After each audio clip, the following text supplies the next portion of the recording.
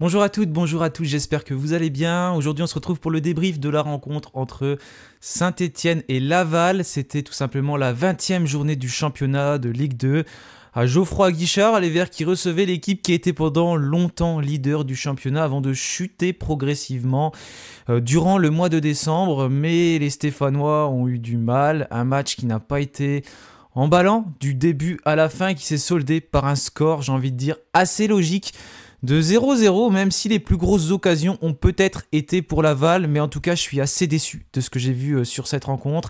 Pas vraiment du tout même ce que j'attendais côté stéphanois, avec trop peu d'envie, peut-être trop peu d'énergie, un jeu trop lent, trop faible techniquement, je sais pas ce qui manquait véritablement à cette équipe, mais beaucoup de choses, j'ai pas constaté un grand changement tout simplement par rapport à d'habitude. J'espère que je me trompe sur l'envie qu'elle y était en tout cas, mais globalement, quand je vois la rencontre, moi, c'est pas ce qui m'a sauté vraiment aux yeux. En tout cas, n'hésitez pas vous à me donner votre avis en commentaire. Nous, on va partir sur le débrief de ce match de façon assez rapide et on abordera ensuite les autres rencontres de Ligue 2 parce que malheureusement, j'aurais aimé faire un débrief assez long, mais je pense qu'il n'y a pas grand-chose à dire sur ce match. En tout cas, moi, je n'en ai pas vu beaucoup de choses de positives, notamment sur cette rencontre. Donc c'est parti tout de même pour le débrief.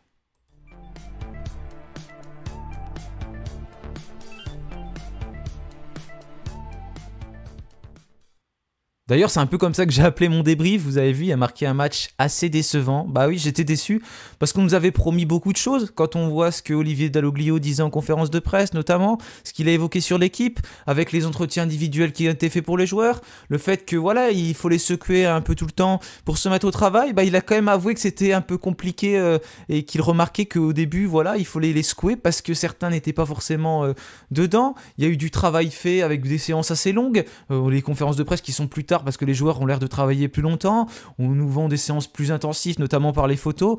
Et là, en fait, j'ai pas remarqué une équipe qui avait vraiment les qualités de ce qu'on nous avait vendu depuis l'arrivée d'Olivier Dalloglio. Il a eu du temps pour préparer son effectif. Mais franchement, je suis assez déçu. Au niveau de la composition, on va l'afficher tout de suite.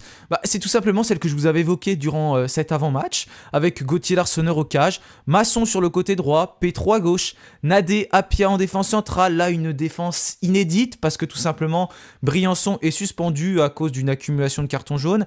Il reviendra la semaine prochaine. Et puis, on a Dylan Batoumensika qui a la Coupe d'Afrique des Nations, tout comme Ibrahim Sissoko, ou encore Karim Cissé, la compétition qui débute d'ailleurs ce samedi. Donc du coup, on avait cette défense globalement remaniée, qui ne ressemblait pas à ce qu'on voyait d'habitude. Ça a été compliqué un peu pour tout le monde sur cette charnière défensive. J'ai bien aimé notamment la première mi-temps de Denis Sapia qui était plutôt dedans, mais après c'était compliqué comme pour tous les joueurs, même si Laval n'a pas été véritablement dangereux, notamment en seconde mi-temps, il n'y a pas eu de trop grosses situations pour les Lavallois, mais voilà, on sentait qu'à tout moment on pouvait être fébrile, notamment au niveau des relances qui n'étaient pas bonnes, que ce soit n'importe quel joueur, on perdait des ballons au milieu de terrain à chaque fois, c'était catastrophique, parce que le milieu de terrain, il a coulé aussi, que ce soit Benjamin Bouchouari, Florian Tardieu ou Ayman Mouefek. Les trois joueurs, ils se sont fait avoir par le milieu de terrain de Laval qui était complètement supérieur au nôtre. Ça, c'est indéniable techniquement, tactiquement. Ça a été compliqué et on avait vraiment du mal à faire passer nos ballons, à les passer de l'arrière vers l'avant. On avait notamment Florian Tardieu qui jouait dans un rôle de sentinelle. C'est un 4-3-3 là parce que je peux pas l'afficher autrement, mais c'était plus un 4-1-4-1 on va dire, avec Cardona véritablement en pointe. Mais ça a été compliqué pour passer ce bloc lavallois, leur 5-3-2 qui était vraiment bien installé. On essayait de le contourner mais on n'y arrivait pas parce qu'on jouait pas assez vite. Il n'y avait pas assez de prise de risque, pas assez de mouvement. En fait, on en revient à ce qui se passait sous les ordres de Laurent Batles. Il n'y a pas grand chose qui a changé quand on regarde la rencontre de Saint-Étienne. Et puis devant, c'était Mathieu Cafaro, Cardona et puis Dylan Chambaud. Globalement, le match, il n'a pas été forcément bien abordé, même si les 3-4 premières minutes, elles ont donné la possession en faveur de Saint-Étienne, mais on a commencé à reculer petit à petit. Et après, c'est Laval qui s'est procuré plusieurs situations, même plusieurs occasions. On a Gauthier Larsonneur qui a dû faire deux belles parades en première mi-temps, avec des grosses erreurs de marquage stéphanoises et puis des pertes de balles également très nombreuses. Il y a eu des pertes de balles, comme je disais tout à l'heure, de Michael Nadé. À un moment, on a Florian Tardieu qui fait un centre dans la surface de réparation. C'était n'importe quoi, ça aurait pu nous coûter très cher. Mais beaucoup d'erreurs comme ça, techniques, des erreurs techniques. Il y en a eu beaucoup tout au long du match. En fait, de la première à la seconde mi-temps, ça a été compliqué. Beaucoup de ballons mal donnés, des ballons directement en touche, des ballons directement pour les Lavallois, des relances directement au milieu de terrain. Bref, j'ai pas vu un Stéphanois qui a véritablement survolé la rencontre et qui a su s'imposer. Même sur les côtés, on a véritablement eu du mal à passer. Il y a Masson qui est revenu d'ailleurs. On peut juger un peu son premier match à Masson. De l'envie sur ce match, ça c'est sûr, de Masson, qui n'a pas été sifflé d'ailleurs par le COP Nord qui a pris la décision de lui laisser le temps. Donc je trouve que c'est une belle décision, malgré ce qu'il a dit sur le club, mais ça a été compliqué quand même, j'ai trouvé moi. Personnellement, de l'envie, mais beaucoup de pertes de balles aussi. Et puis il se fait bien avoir sur son côté gauche notamment. Lui aussi, ça a été compliqué pour lui qui s'est fait déborder notamment par Cherny. Il aurait pu prendre un carton jaune en début de match.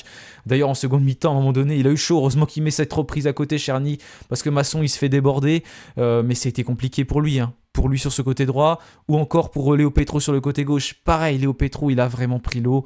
2-3 tacles qui ont été bons, mais dans l'ensemble, il s'est fait avoir dans les duels, dans tout ce qui a été entrepris par Saint-Etienne de toute façon. Ça a été difficile. Et puis après, que dire, il n'y a pas grand-chose à souligner. On a eu quelques belles occasions, c'est vrai. Notamment en première mi-temps, on en a eu... une ou deux belles, mais c'était pas non plus des choses extraordinaires. C'est parti souvent de Dylan Chambaud qui a été très entreprenant. C'est le joueur que j'ai envie de mettre en avant sur cette première mi-temps, Dylan Chambaud. Il est souvent parti de son côté droit, d'ailleurs depuis qu'il joue à droite. Il est bon Chambaud à droite, depuis qu'il joue à droite. Il se met sur son pied droit et hop, il repique sur son pied gauche. Il élimine un ou deux joueurs dans la surface de réparation. Il a même tenté une frappe à un moment donné encore. Il a tenté Chambaud, j'ai bien aimé. Puis après, comme l'ensemble de l'équipe, il a décliné au fil du match et en seconde mi-temps... Qu'est-ce qu'il faut dire ? Qu'est-ce qu'il faut dire en seconde mi-temps ? Bah rien. En seconde mi-temps, on n'a rien vu. On n'a rien vu. Encore une fois, on a joué trop lentement. Beaucoup d'erreurs techniques. Mais j'ai rien à souligner. Il n'y a pas un joueur qui a su faire véritablement la différence. Oui, on n'a pas pris de but. Léo Petro, il a dit on va retenir qu'on n'a pas pris de but. Non, mais faut arrêter. On perd des points encore contre Laval. On a à domicile à Geoffroy Guichard. Il faut absolument prendre des points. Parce que tout autre résultat qu'une victoire, pour moi, c'est une perte de temps pour Saint-Etienne. C'est pas normal de se dire ouais, on n'a pas perdu contre Laval. Non. On doit gagner. On perd du temps à chaque fois et c'est pas du tout normal. On voit que, voilà, je pense que c'est un problème d'effectif aussi qui est trop faible et on va pas changer ce qui se passait comme ça, d'un coup de baguette magique, même s'il y a eu un mois pour travailler, à peine d'ailleurs, plutôt 2 semaines et demie. On peut pas tout changer comme ça. C'est aussi le niveau de l'effectif qui se reflète. C'était aussi le premier match de Cardona, match qui a été difficile aussi pour Cardona. Pareil, c'est un joueur qui avait de l'envie, qui a voulu faire des choses, mais qui a mis 2-3 têtes aussi. Mais dans l'ensemble, c'était compliqué, il a été trop peu servi. On voit qu'il manque de rythme. J'espère qu'il va réussir à s'imposer au fur et à mesure, Cardona. Mais ça a été pour l'instant une rencontre qui a été compliquée, comme pour l'ensemble de l'équipe de la Saint-Etienne. De toute façon, il faut des gens pour servir, pour donner des ballons. Et on peut mettre n'importe qui en pointe de l'attaque. Ça ne changera pas grand-chose à mon avis. Voilà pour ce match. Pas grand-chose à en retenir comme je vous l'ai dit. Je voulais aborder aussi les coups de pied arrêtés parce qu'on a quand même gagné des coups de pied arrêtés de la tête. On a mis des têtes quelques fois. C'est un point positif qu'on peut souligner. Est-ce que c'est un effet Olivier Dalloglio ? J'en suis pas sûr. Mais... en tout cas, il va falloir reproduire ça sur les prochains matchs. Mais c'était quand même un point positif sur la rencontre, globalement, côté stéphanois. Mais voilà, sinon techniquement, tactiquement, ça a été faible. Et ce que je reproche aussi, encore une fois, je reproche à Laurent Batles, donc je peux le faire aussi à Olivier Dalloglio, c'est ces changements. Je n'ai pas compris pourquoi il a mis si longtemps à faire rentrer des joueurs. On aurait dit qu'il voulait pas déstabiliser l'équipe pour ne pas encaisser de but. Mais on a Geoffroy Guichard, on doit marquer, on doit gagner. Attendre la 70e quand on est en difficulté comme ça, pour moi c'est tout simplement trop tard. Et après, voilà, on n'a plus rien essayé à la fin et on les a pas mis en danger, les Lavallois. On peut s'en prendre qu'à nous-mêmes. C'était pas une rencontre qui était passionnante et puis ça se reflète forcément au niveau du score avec ce 0-0. On aurait pu perdre aussi. Cafaro, on sauve une belle en première mi-temps sur la ligne. Cafaro qui a eu la plus grosse occasion stéphanoise aussi avec une belle frappe, même si son match dans l'ensemble a été moyen, comme l'ensemble de l'équipe stéphanoise. Comme je vous l'ai dit, pour moi, il n'y a pas un joueur qui ressort véritablement. Mais voilà, c'était très compliqué Pour Saint-Etienne, pas grand chose à rajouter, je vais pas tourner autour du pot, histoire juste de faire des minutes de vidéo. On va parler donc du classement de la rencontre. Après la rencontre, il y a les autres journées, les autres matchs de Ligue 2 bien évidemment qui n'ont pas été joués. On en parlera dans quelques instants. Mais pour l'instant, on est 7ème avec 29 points. Laval 35 points, donc il compte toujours 6 points d'avance sur nous. Si on s'imposait, on revenait sur Laval. Mais ce n'est pas le cas. Pour Saint-Etienne, on revenait à 3 points. Mais ce n'est pas le cas, on est toujours à 6 points. Et ce qui me fait peur, c'est qu'il y a des autres matchs derrière et on peut rechuter dans la deuxième partie de ce classement. Regardez avec Caen qui va jouer tout à l'heure. Et également Paris FC, Rodez et Guingamp qui peuvent nous passer devant. Mais il n'y a pas que ça. Il y a aussi les équipes devant nous qui peuvent encore prendre des points et surtout nous laisser à une très très grande distance. On peut potentiellement être à plus 5 points de la 5e place qui serait déjà très loin pour Saint-Etienne, surtout avec ce qu'on produit. Ça montre que le mercato, il va falloir le continuer. Le mercato, Charbonnier qui part à Bastia, Monconduit qui devrait partir également, des départs logiques, mais il va falloir recruter. Et puis, il y a des joueurs qui vont signer ailleurs, parce que notamment Babika qui a été pisté par Saint-Etienne, un ailier du Haris Limassol qui va s'engager avec Toulouse. C'est une information foot mercato de Santiauna et après... On ne sait pas ce qui se passe au niveau du mercato stéphanois. Pas grand-chose d'évoquer vraiment de plus. Il va falloir se bouger, recruter un ailier percutant, rapide, un défenseur aussi, parce que j'en ai pas parlé, mais la charnière Nadé-Apia, voilà.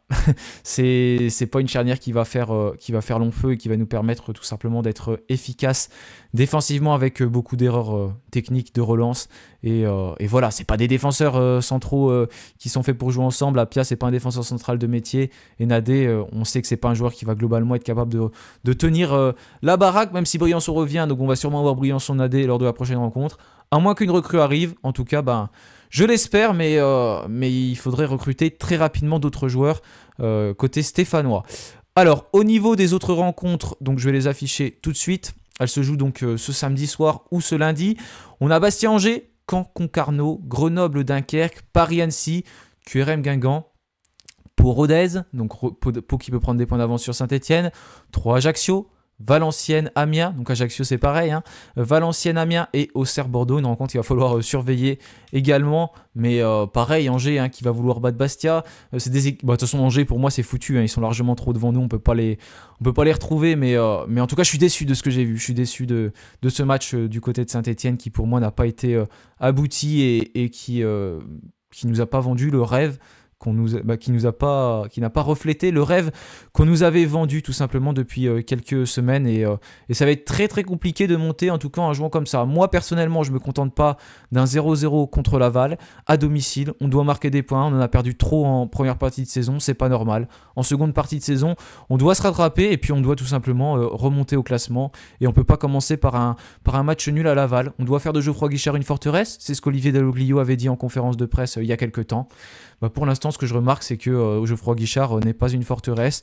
Malgré les tribunes qui ont poussé, il y a eu une belle ambiance malgré l'absence du COP Sud. Mais malheureusement, ce n'est pas suffisant d'avoir des bons supporters. Il faut aussi des bons joueurs qui mouillent le maillot et qui sont bons aussi, techniquement, tactiquement, qui jouent plus vite. Parce que là, on a joué en 2 touches de balle, 3 touches de balle, mais jamais vraiment en une touche de balle. Si on l'a fait quelques fois en première mi-temps, et bizarrement, quand on le faisait, on arrivait à être plus entreprenant, à se projeter. Et là, quand on a le milieu de terrain aussi qui passe à côté du match et qui se fait avoir par le profil athlétique plus important des joueurs de Laval, forcément c'est compliqué quand tu n'as pas un bon milieu de terrain. Et derrière, tu as beau faire ce que tu veux. Cardona, il a beau faire ce qu'il veut aussi, on le trouve pas parce qu'on a tenté de l'alerter par des gros ballons, par des longs ballons devant. C'est tout ce qu'on a pu faire pour le trouver. Donc le pauvre Cardona, au bout d'un moment, c'est pas facile pour lui non plus. On peut mettre Cardona, Sissoko, etc. Ça changera pas grand chose. D'ailleurs, pas d'excuses comme quoi c'est la Coupe d'Afrique des Nations qui nous manque des joueurs. C'est pareil pour les autres équipes, même si Laval avait tous ses joueurs. Mais voilà, c'est pas normal. On le savait ça, et puis c'est à nous de faire de recruter en conséquence, de nous arranger, etc. Mais voilà, faut pas trouver d'excuses parce que là on attend la montée en Ligue 1 et tout ce qu'on remarque, c'est qu'on n'a pas le niveau pour l'instant pour monter en Ligue 1 parce que les prestations elles sont pas assez abouties. En tout cas, on attend plus. J'attends la réaction de Olivier Dalloglio parce que je l'ai pas encore entendu du coup, voir ce qu'il a raconté un petit peu. Mais j'espère que rapidement les choses vont changer et que sa réaction sera forte parce il avait l'air de les avoir secoués dans ce qu'il avait dit dans ses interviews, notamment pour l'équipe ou encore ce qu'il a évoqué en conférence de presse. Mais pour l'instant, bah, c'est pas ce que j'ai remarqué. Et j'attends peut-être plus de jeunes, notamment en début du prochain match. Peut-être un Matisse Amougou le mettre auparavant. Et surtout comprendre pourquoi il a attendu la 70e minute pour faire ses changements. Parce que pour moi, tenir le score de 0-0, bah, c'est pas normal. On doit s'imposer à Geoffroy Guichard contre Laval. Voilà, je vous remercie d'avoir suivi ce débrief. N'oubliez pas de vous abonner, de liker pour me soutenir, de donner votre avis également en commentaire. Comme d'habitude, je vais lire tous vos commentaires et puis on se retrouvera très bientôt pour une nouvelle vidéo, certainement pour faire le point sur les actualités stéphanoises. Voilà, merci à tous. Passez un bon week-end, une bonne fin de samedi, un bon dimanche et puis bien évidemment, allez les Verts. Allez, salut à tous.